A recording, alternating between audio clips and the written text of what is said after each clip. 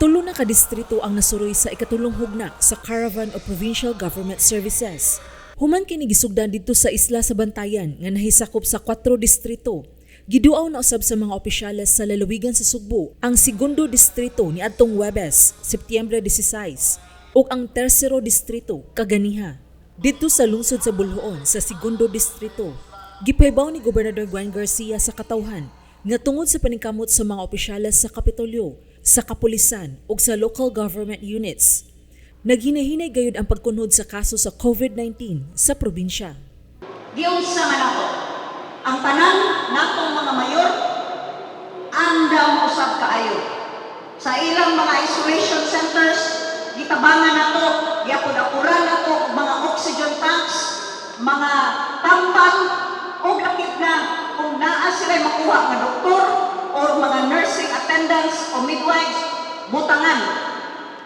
Ang TPMFs or isolation centers, Kapitolyo ang magswindo. Gitagaan nato mga bitamina o atong giimplementar sa atong mga public transport, mga buses, minibus, taxis, ang no aircon policy. Abierto. Kay nakita nato ang labing dakong risgo sa pagtakod-takod kadtong sirado nga aircon nga mga lugar. Ug kaluoy sa Dios karon, nag-anam o kanaog ang atong mga kaso. Didto usab sa maong okasyon sila si Provincial Board Members Edsel Galios ug Jose Marie Tata Salvador nga niapil pagtunol og gasa gikan sa Kapitolyo ngadto sa mga Sugboanon. Pila kagatos nga mga baktin ug lawg niini ang giapod-apod usab sa Kapitolyo nga gipanghatag sa Virginia Foods. Isip pasalamat sa mga paningkamot sa Kapitolyo nga dili masudlan ang probinsya og African Swine Fever kon ASF. Gipanghatag kini sa mga mananaog sa sugbusog program sa Kapitolyo. Sama usab sa nangaging mga caravan, nanghatag usab ang Kapitolyo og assistive devices, food packs ug vitamins ngadto sa mga dunay kakulian sa panglawas. Samtang usa ka buwan nga supply sa vitamin C, food packs ug sidling sa nangka ang nadawat sa barangay workers, apil na ang mga opisyal sa mga barangay, traffic enforcers ingon man kapulisan.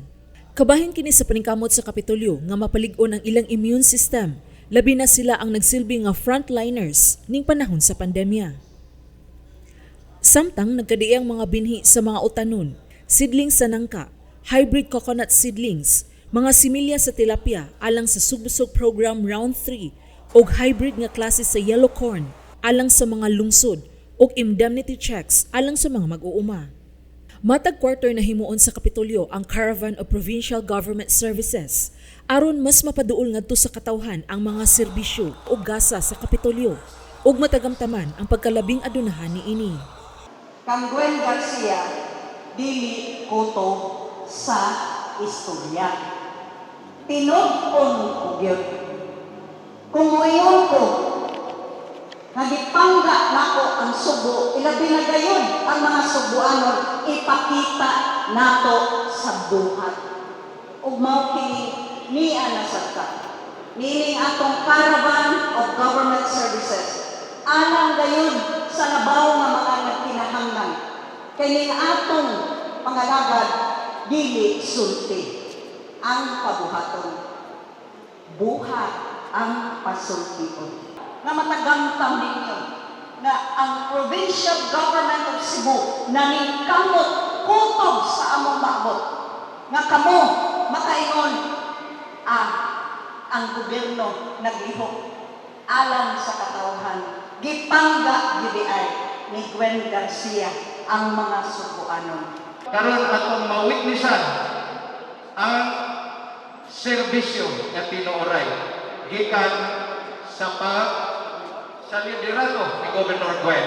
O kamo kanunay nga gitanaw dili lang ang kinabuhi kung dili usab ang panginabuhi ang gitanaw sa atong pinalanggong gobernador. Walay kini sa politika tanan tagaan kay ang tanan nga kinahanglan. Maunay klase sa serbisyo, makita na serbisyo kay kana kinasing-kasing nga serbisyo.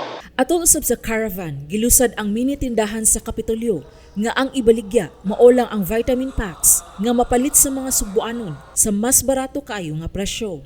Matag vitamin pack adunay sud nga vitamin C with zinc, calcium with vitamin D3 ug vitamin B complex. Mapalit ang matag pack sa tag 170 pesos alang sa usa ka buwan nga supply. Kung adto kini paliton sa ubang tindahan, moabot kini ngadto sa 192 pesos ug 30 centavos ang matag pack. Gisubsidize sa Kapitolyo ang kapin sa 22 pesos aron mapalit sa mga Sugbuanon og tag 170 pesos lang. Nakadawat usab ang Argao og ASF surveillance and monitoring kit nga gikan sa Department of Agriculture. Sheila Gravinez, Balita sa Sugbo.